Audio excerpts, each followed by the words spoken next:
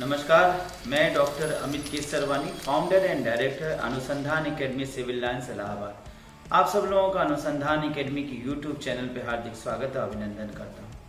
Students and followers, आज UGC net के first paper के एनवायरमेंट टॉपिक से, एनवायरमेंट यूनिट से हम नेचुरल डिजास्टर्स के सेक्शन का अध्ययन करेंगे। नेचुरल डिजास्टर पर ये जान लीजिए कि काफ़ी क्वेश्चंस पूछे जाते हैं। महत्वपूर्ण सेक्शन है। इस पर भूकंप पर क्वेश्चन आता है, ज्वालामुखी पे क्वेश्चन आता है, सबसे ज्यादा क्वेश्चन चक्रवात पर पूछा जाता है। अब इसमें देखिए, नेचुरल डिजास्टर्स प्राकृतिक आपदाएं होती क्या हैं? तो प्राकृतिक आपदाएं प्रमुख रूप से प्रकृति में आने वाली बहुत से डिजास्टर्स हैं, प्रकृति में होने वाली बहुत सी दुर्घटनाएं हैं, या प्रकृति में कहा जाए जो बदलाव आता है उससे होने वाला मानव को क्षति या जीवों को क्षति को हम नेचुरल डिजास्टर्स के अंतर्गत रख सकते हैं। नेचुरल डिजास्टर यानी अब हम अगर प्राकृतिक आपदाओं को देखें तो इन्हें हम कैटेगराइज कर सकते हैं। तो प्रमुख रूप से एक है पार्थिव प्राकृतिक संकट और दूसरा है नॉन या पृथ्वेतर प्राकृतिक संकट। पार्थिव प्राकृतिक संकट जिसको हम टेरेस्ट्रियल नेचुरल डिजास्टर कहते हैं, और पृथ्वेतर प्राकृतिक संकट जिसे हम नॉन टेरेस्ट्रियल नेचुरल डिजास्टर्स के अंतर्गत रख सकते हैं। तो सबसे पहले पार्थिव प्राकृतिक संकट क्या होता है? तो इसके अंतर्गत पृथ्वी के उन उपक्रमों को सम्मिलित किया जाता है जिसके द्वारा आपदापन घटनाएं घटती हैं। तो वो आपदापन घटनाएं जो पार्थिव के अंतर्गत रखा जा सकता है, जैसे भूकंप, चक्रवात, ज्वालामुखी, बाढ़। अब भूकंप अर्थक्वेक को कहते हैं, चक्रवात को हम साइक्लोन कहते हैं, ज्वालामुखी को वोल्केनोज और बाढ़ को फ्लड्स कहते हैं। इनके ऊपर एक एक चीजों को मैं अभी डेप्थ में एनालिसिस करूंगा, एक एक चीजों को डिस्कस करूंगा आगे के वीडियोस में। दूसरा है पृथ्वेतर प्राकृतिक संकट, नॉन टेरेस्ट्रियल नेचुरल डिजास्टर्स, जो पृथ्वी के बाहर से घटित हों, ऐसी आपदाएं जो पृथ्वी के बाहर से घटित हों, पृथ्वेतर आपदाएं कहेंगी। या अब जैसे पृथ्वी के बाहर से घटे और पृथ्वी पर प्रभाव डालें, इनके अंतर्गत पृथ्वी के बाहर से कोई ऐसी क्रिया हुई जिससे पृथ्वी के ऊपर उसका प्रभाव देखने को मिलेगा, तो हम इसे कहेंगे नॉन टेरेस्ट्रियल नेचुरल डिजास्टर। या क्षुद्र ग्रह, मध्यवर्ती ग्रह, उच्छल तारों के टक्कर के कारण उत्पन्न होने वाली घटनाएं हो सकती हैं। इसके अतिरिक्त ऐसी चुंबकीय या अन्य गतिविधियां जो किसी परापार्थिव संरचना, एक्स्ट्रा टेरेस्ट्रियल बॉडी, जो पृथ्वी के बाहर से कोई टेरेस्ट्रियल बॉडी है उसके द्वारा उत्पन्न हो, उन्हें भी इसमें सम्मिलित किया जा सकता है। अब जैसे महासागरों में हम तरंगों को देखते हैं, तो टाइड्स या वेव्स जो ओशंस में उत्पन्न होती हैं, इसके पीछे चंद्रमा के गुरुत्वाकर्षण बल का प्रभाव देखा जा सकता है। चंद्रमा के गुरुत्वाकर्षण बल के प्रभाव की वजह से समुद्र में ऊंची ऊंची लहरें देखने को मिलती हैं। जैसे जैसे फुल मून डे पास आता है, पूर्णवासी होती है, तो वैसे वैसे ये देखा गया है कि समुद्र की लहरें काफी तीव्र हो जाती हैं। कभी कभी इतनी ज्यादा दुर्घटना युक्त हो जाती है, खतरनाक हो जाती है कि मछुआरों को समुद्र में जाने के लिए, गोताखोरों को समुद्र में जाने के लिए भी रोक दिया जाता है। ये सब कुछ हम पृथ्वेतर प्राकृतिक संकट यानी नॉन टेरेस्ट्रियल के अंतर्गत रख सकते हैं। तो वेव्स इन ओशंस को, महासागरों में ज्वारीय तरंगों को हम इसी कैटेगरी में रखते हैं। इसके अलावा अब बाहर से और क्या घटनाएं घट सकती हैं जो पृथ्वी के ऊपर प्रभाव डालें? जैसे किसी प्रकार का कॉमेट का पृथ्वी के ऊपर से गुजर जाना, ये एक बहुत ही असाधारण घटना है। जनरली ऐसा अगर होता है तो पृथ्वी या किसी भी जीव पर बहुत बड़ा प्रभाव पड़ सकता है। कई बार ऐसा देखा गया कि पृथ्वी के आसपास से कुछ ऐसी बड़ी बड़ी ये कह सकते हैं कि परापार्थिव संरचनाएं गुजर जाती हैं, या परापार्थिव संरचनाओं का दूर से गुजरने से उस पर प्रभाव देखा जा सकता है। जैसे कॉमेट कोई पृथ्वी के आसपास से गुजर जाए। अब ऐसा चूंकि हमारे आपके जीवन के लगभग हजारों सालों के बीच में हमने ऐसा कोई घटना नहीं देखा, लेकिन कल्पना की जा सकती है कि पृथ्वी पर जो जीवन आया, पृथ्वी पर जो जीवन की उत्पत्ति हुई, उसमें शायद किसी परापार्थिव घटना का भी योग हो सकता है। हो सकता है कि कालांतर में कोई कॉमेट पृथ्वी के आसपास से गुजरा हो। अब कोई कॉमेट पृथ्वी के आसपास से गुजरे, फॉर एग्जाम्पल ये मान लीजिए कि पृथ्वी है और पृथ्वी के आसपास से एक कॉमेट गुजर जाए, कॉमेट क्या होता है? कॉमेट उछल तारा को कहते हैं, जो कि एक प्रकार से बड़ा गुरुत्वाकर्षण बल, एक पिंड कह सकते हैं, जिसमें बड़ा गुरुत्वाकर्षण बल हो सकता है। अब ये पृथ्वी के आसपास से गुजरा हो सकता है कि इसके पूंछ में जो गैसेस रही हो वो पृथ्वी के ऊपर आ गई हो, जिससे कि पृथ्वी के ऊपर वायुमंडल का जन्म हो गया। पृथ्वी की गुरुत्वाकर्षण बल की वजह से पृथ्वी के ऊपर वायु की बड़ी बड़ी राशियां लिपट गई। कार्बन डाइऑक्साइड, ऑक्सीजन, नाइट्रोजन, ये कुछ ऐसे गैसेस हो सकता है ऐसे ही उत्पन्न हो गए हों। अब इनका एक कारण ये भी हो सकता है, दूसरा कारण ये माना जा सकता है कि पृथ्वी से इनका रिएक्शन हो गया इन गैसेस का रिएक्शन हो सकता है। अब ये हो सकता है पृथ्वी पे जन्म का कारण ना हो, जीवों के जन्म का कारण ना हो, लेकिन इसके अलावा ये भी माना जा सकता है कि कल को कालांतर में कभी ऐसी घटना घट जाए आने वाले भविष्य में कि पृथ्वी पर जीवन के खत्म होने का कारण भी कॉमेट या कोई इस प्रकार का परापार्थिव ग्रह हो जाए, जो पृथ्वी के आसपास से गुजरे और पृथ्वी से ऑक्सीजन को खींच ले जाए। उसका गुरुत्वाकर्षण बल इतना ज्यादा हो कि पृथ्वी से समस्त वायु राशियां हिट जाए। ऐसी दशा में पृथ्वी पर जीवन भी समाप्त हो सकता है। तो इस प्रकार से जलवायु में परिवर्तन होना ये भी परापार्थिव घटनाओं के द्वारा पृथ्वीतर प्राकृतिक संकटों के अंतर्गत रखा जा सकता है। तो पहला, महासागरों में ज्वारीय तरंगों को हम पृथ्वीतर प्राकृतिक संकट के अंतर्गत, और जलवायु में परिवर्तन को भी हम पृथ्वीतर प्राकृतिक संकट के अंतर्गत रख सकते हैं। तीसरा और जो इस कैटेगरी के अंतर्गत रखा जा सकता है वो स्थलाकृतियों में परिवर्तन, चेंज इन लैंडफॉर्म्स। अब चेंज इन लैंडफॉर्म्स कैसे? चेंज इन लैंडफॉर्म्स किस संदर्भ में? कि कोई बड़ा सा कॉमेट पृथ्वी पे आकर टकरा जाए, या कोई मीटियोर्स, कोई क्षुद्र ग्रह पृथ्वी पर आकर गिर जाए। अब जाहिर सी बात है, छोटे मोटे पत्थर टुकड़े अगर पृथ्वी के वायुमंडल में प्रवेश करते हैं तो पृथ्वी के वायुमंडल के घर्षण की वजह से वो वहीं पर जल के राख हो जाता है। लेकिन अगर मान लीजिए कि चंद्रमा की तुलना में या चंद्रमा से 1/4 बड़ा टुकड़ा पृथ्वी के वायुमंडल में प्रवेश कर जाए, इतना बड़ा टुकड़ा पृथ्वी के ऊपर आकर गिरे, तो इससे बहुत बड़ा गड्ढा हो सकता है, इससे विस्फोट हो सकता है, किसी प्रकार का कोई बड़ा दुर्घटना के रूप में देखा जा सकता है। हो सकता है पृथ्वी पे समुद्रों का निर्माण, जैसा कि देखा गया कि समुद्र अंदर जमीन में बैठा, समुद्र की भूमि अंदर बैठी हुई है, इनका भी कुछ इन्हीं प्रकार के स्थलाकृतियों में परिवर्तन की वजह से ऐसी कोई घटनाएं स्थलाकृतियों में परिवर्तन का कारण बना रहा।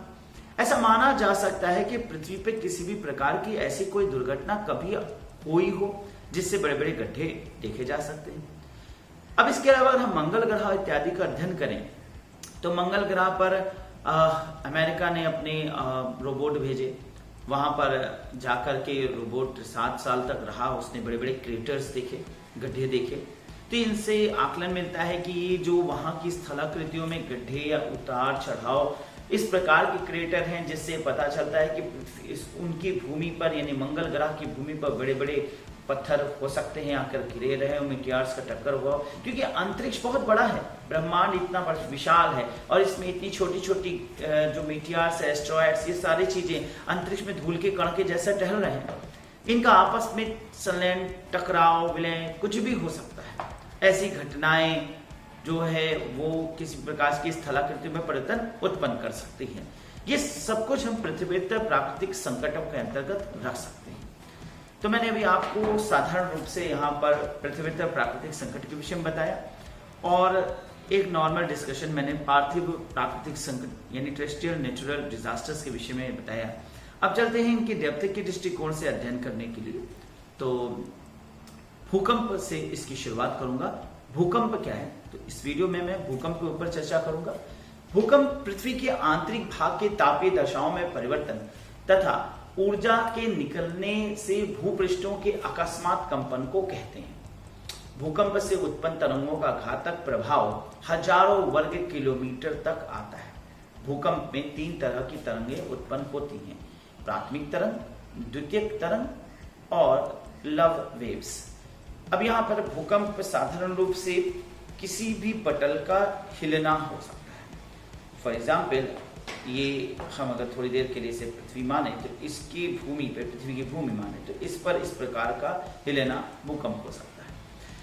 अब ये आंतरिक घटनाओं से हो सकता है। पृथ्वी के अंतर्गत ये माना जा सकता है कि जो मेंटल है, कोर है, उसमें बड़ी मात्रा में लावा है और वो लावा धड़कता रहता है और पृथ्वी के कोर से निकल के बाहर क्रस्ट पे आने का प्रयास करता रहता है। इसकी वजह से लगातार एक प्रेशर बनता है और वो प्रेशर की वजह से पृथ्वी के अंदर से कई बार ये लावा काफी ऊपर तक आ जाता है, जिससे पृथ्वी की जो क्रस्ट है उस पर एक कंपन देखने को मिल सकता है। इसके अलावा ये भी माना जाता है कि ये जो पृथ्वी है ये कई प्रकार की प्लेट्स, ऐसा माना जाता है 7 पत्थरों के विलय से बना है। तो 7 पत्थरों के विलय से ये प्लेट्स यानी 7 पत्थर है, पिंड है जो आपस में जुड़ गए। अब बिग बैंग थ्योरी के अनुसार माना जाता है कि सूर्य से विखंडन हुआ और सूर्य से विखंडन से कई एक पृथ्वियां निर्मित हुई, जिसमें पृथ्वी, मंगल ग्रह, ये सारी चीजें हैं। पृथ्वी के संबंध में यह कहा जा सकता है कि पृथ्वी 7-8 खंडों से, मुख्य रूप से 7 खंड जो थे पहले अलग अलग थे और ये गुरुत्वाकर्षण बल के प्रभाव के साथ साथ आकर एक दूसरे के पास आ गए, घर्षण की वजह से पिंड के रूप में बदल गया, गोल हो गया, सर्कल में हो गया। तो ये हो सकता है कि पृथ्वी के निर्माण में एक कारण रहा हो। और ये जो पत्थर हैं, ये 7 पिंड, 7 कह सकते हैं प्लेट्स हैं, ये आपस में एक दूसरे से जुड़ तो गए, परंतु इनके बीच में जो वैक्यूम है वो रह कर धीरे धीरे कभी कभी घर्षण या फ्रिक्शन का कारण बनता है और उसकी वजह से भी भूकंप आता है। तो ये जो पिंडों के बीच में जो स्पेस है ये एक दूसरे से फ्रिक्शन के वजह से भूकंप को उत्पन्न कर सकता है। भूकंप को उत्पन्न करने का एक कारण ये माना जा सकता है। अब भूकंप के कई अन्य कारण भी हो सकते हैं, लेकिन प्रमुख कारणों की यहाँ चर्चा करूंगा। इसके अलावा अब ये मुख्य बात है कि यहाँ पर जो तरंग है, जो वेव्स हैं, वो कैसे कैसे प्रकार के होते हैं। तो प्रमुख रूप से 3 प्रकार के तरंगे, जैसे अभी मैंने प्राथमिक तरंग कहा, प्राथमिक तरंग जिसे हम पी वेव्स भी कहते हैं, प्राइमरी वेव्स भी कहते हैं। ये तरंग पृथ्वी के अंदर प्रत्येक माध्यम से होकर गुजरती है। इसका औसत वेग 8 किलोमीटर प्रति सेकंड है और ये गति सभी तरंगों से अधिक होती है, जिससे ये तरंगे किसी भी स्थान पर सबसे पहले पहुंचती हैं। अब देखिए, एनवायरमेंट का जो टॉपिक है वो एक प्रकार से ज्योग्राफी से काफी जुड़ता हुआ टॉपिक हो जाता है, क्योंकि पर्यावरण की बात करें तो पृथ्वी की बात होगी और पृथ्वी की बात होगी तो पृथ्वी तो भूगोल से जुड़ जाएगा। तो पृथ्वी और भूगोल एक रिलेटेड एनवायरमेंट से हो जाएगा। अब अगर हम भूगोल के दृष्टिकोण से देखें तो ये बहुत ही डेप्थ का विषय हो जाता है, परंतु एनवायरमेंट यूजीसी नेट के पॉइंट ऑफ व्यू से देखा जाए तो लिमिटेड प्रश्न पूछे जाते हैं, बहुत ही ज्यादा फैक्ट्स के अंतर्गत डेप्थ से क्वेश्चन नहीं आते, इसलिए मैं सतही रूप से इसका अध्ययन यहाँ पे आपको करा रहा हूँ।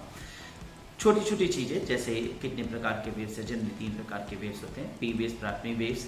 इन पी वेव्स की गति 8 किलोमीटर प्रति सेकेंड होती है, जो सबसे ज्यादा तीव्र गति मानी गई है। और ये तरंगे किसी भी स्थान पर सबसे पहले पहुंचती हैं और तीनों स्थानों से होकर गुजरती हैं, यानी सॉलिड, लिक्विड और गैसेस से। इसके बाद एस वेव्स की बात करूंगा, इन्हें अनुप्रस्थ तरंगे भी कहते हैं, द्वितीय तरंगे, सेकेंडरी वेव्स जिसे कहा जाता है। ये तरंगे केवल ठोस माध्यम से होकर गुजरती हैं, इनकी औसत वेग 3 से 4 किलोमीटर प्रति सेकंड मानी जाती है। 3 से 4 किलोमीटर 1 सेकंड में गति करने की स्थिति के अनुसार।